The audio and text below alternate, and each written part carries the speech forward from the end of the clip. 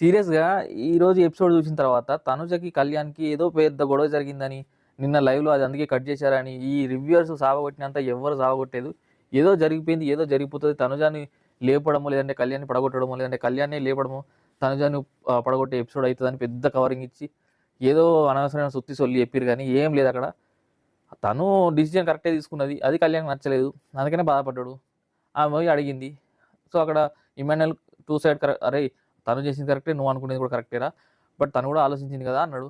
తర్వాత నాగార్జున గారు అసలు 5,00,000 మ్యాటరు 3,00,000 తర్వాత 5,00,000 మ్యాటర్ ఒకటి తీసుకొచ్చిండు. నువ్వు టాస్క్ ఆడాలంటే 5,00,000 ప్రైజ్ మనీలు కట్ అయితదంటే తను క్లియర్‌గా చెప్పేసింది. లేదు సార్ ఇప్పుడు నా డబ్బులైతే నేను పెట్టుకోగలుగుతా గానీ, అది ప్రైజ్ మనీ ఎవరు విన్ అయితదో తెలీదు. అది ఎవరికొస్తదో తెలీదు. అలాంటప్పుడు నేను ఎందుకు డిసిజన్ తీసుకుంటా అన్నది కరెక్ట్ డిసిజను. అండ్ మరి ఒకవేళ ఆ ప్రైజ్ మనీకి ఇంకో 3,00,000 కలిపితే అది తీసుకునేదాని మాట తీసుకునేదాన్నది కరెక్టే కదా! డబ్బులు ఎక్కువొస్తాయంటే తీసుకుంటారు గానీ, అది ఇంకోళ్ళకి హెల్ప్ అయితది గానీ, తక్కువొస్తాయంటే ఎవరైనా తీసుకోరు కదా! ఇప్పుడు మనీ కోసమే అందరొచ్చింది. అక్కడ 'బిగ్ బాస్' టైటిల్ విన్ అవ్వడం ఎంతో కొందరికి ఇంపార్టెంట్ కావచ్చు గానీ, చాలా మందికి మనీ కూడా ఇంపార్టెంటే.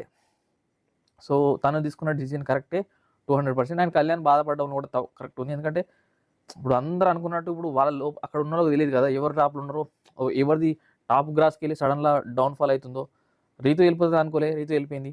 అట్లనే ఎక్స్‌పెక్ట్ చేసిన వాళ్ళు వెళ్ళిపోయిర్రు. ఎక్స్‌పెక్ట్ చేయని వాళ్ళు కూడా వెళ్ళిపోయారు కాబట్టి, మేబీ తనుజే తీసుకునుంటే అయిపోయి ఇమ్యూనిటీ పవర్ వచ్చేది కదా! Final week.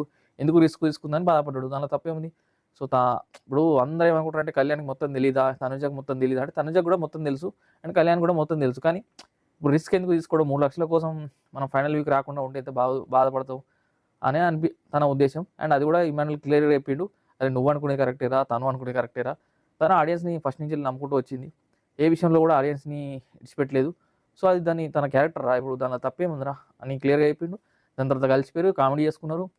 సుమనన్న ఎళ్ళిపోయేటప్పుడు కూడా ఫన్నీగానే ఉన్నారు. అండ్ ఈవెన్ నాకు ఎవరు ట్రస్ట్ అంటే తనుజ పేరు చెప్పిండు. తనుజ వచ్చేసి కళ్యాణ్ పేరే చెప్పింది. అంత ట్రస్ట్ బాండింగ్ అంతా ఉన్నది. మనకెందుకురా ఇంత బిల్డప్, ఇంత లొల్లి, ఇంత రివ్యూలలో ఇంత ఎగరేసుకొని చెప్తా ఉంటారు. నాకు అర్థం కాలేదు. సో, మీరేమనుకున్నారో కామెంట్ చేయండి. ఈరోజు సుమనన్న ఎళ్ళిపోయే ముందు తనుజకి ఇట్లా కిస్ ఇచ్చిన తర్వాత అది రిటర్న్ ఇచ్చేటప్పుడు కళ్యాణ్ తీసుకున్నది ఎంతమందికి నవ్వొచ్చిందో కామెంట్ చేయండి. అండ్ డీమాన్ పవన్ ఏసిన పంచ్ పవన్ కళ్యాణ్‌కి ఎంతమందికి నవ్వొచ్చిందో అరే! నువ్వు ఆడితేనేమో గేమ్‌రా నేను ఆడితేనేమో దెబ్బరా అన్నాడు. సో, అది కూడా ఫన్నీగా అనిపించింది.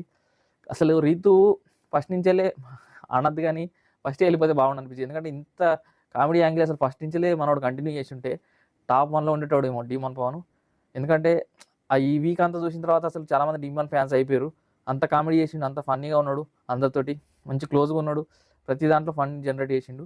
స్టార్టింగ్ నుంచి అట్లనే ఉంటే చాలా బాగుండేది.